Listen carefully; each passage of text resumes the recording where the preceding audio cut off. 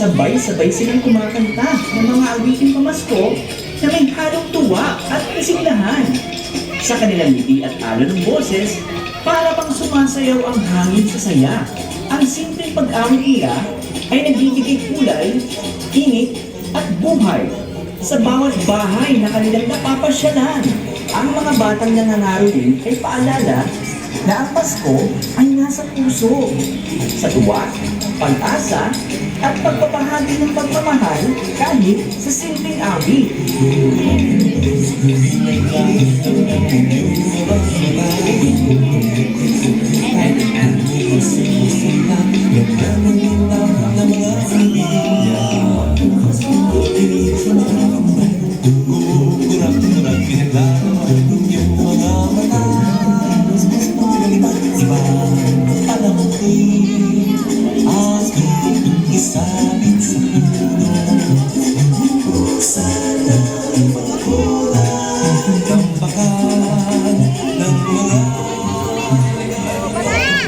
Sa bawat kanto at pamilihan ng Quezon City tuwing Pasko, hindi mawawala ang bango ng litsunan at bibingkahan.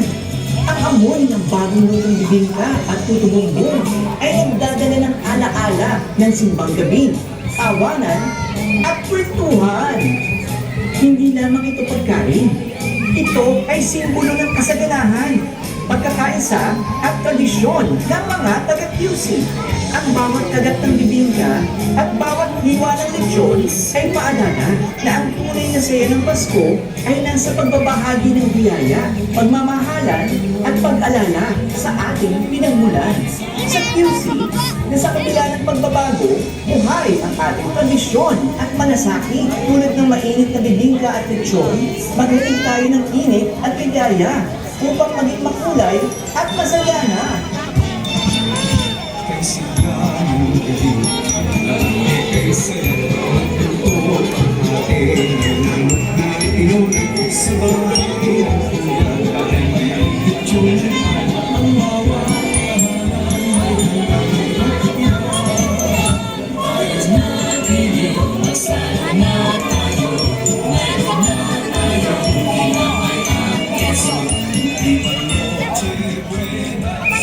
Isa sa pinakamasayang larong Pinoy sa Quezon City, ang tungkong palayok tuwing Pasko ay mas lalo pang makulay.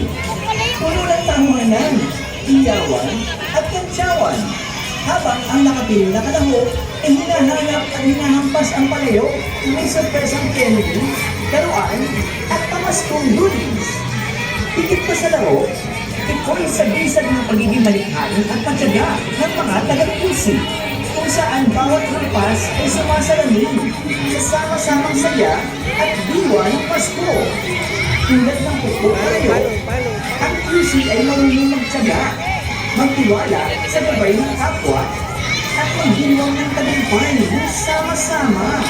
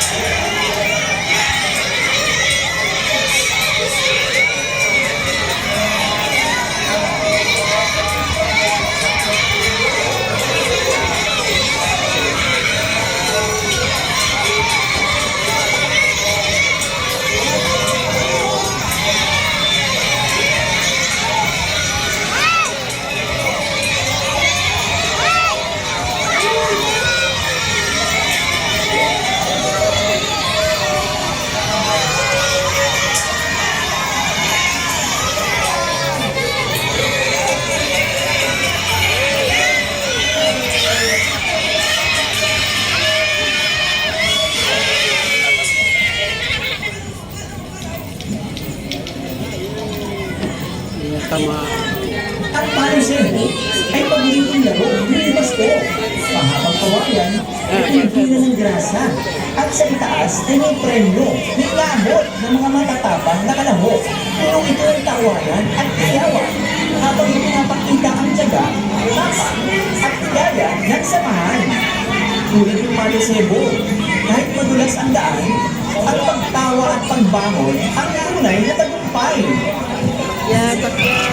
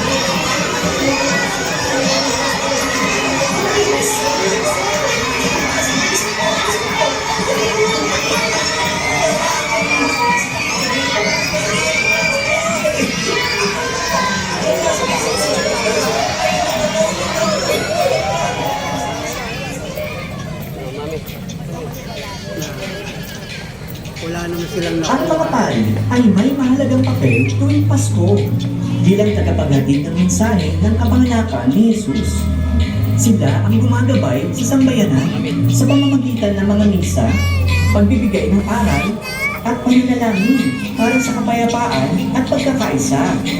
Sa kanilang paglilingkod, napapaalalahanan tayo ang tunay na diwa ng Pasko ay pagmamahal, pananampalataya, at pagbabalik loob sa Diyos.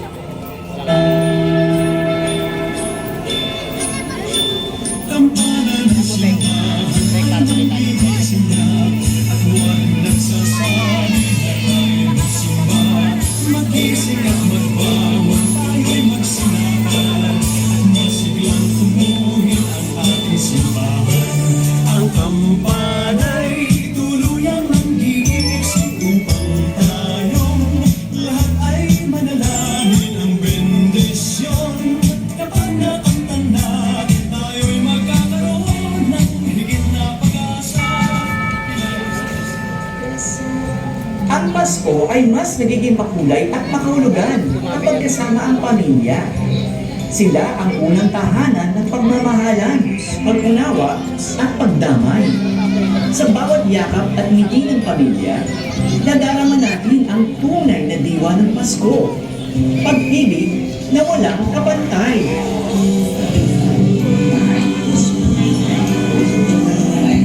Ang malako ay tanda ng paggalang at pagmamahal sa nakatatanda. Isang simpleng yakap ng tradisyon na lalo natin pinapahalagahan sa Pasko. Panahon ng pagbibigay bugay at pasasalamat sa ating pinagmulan.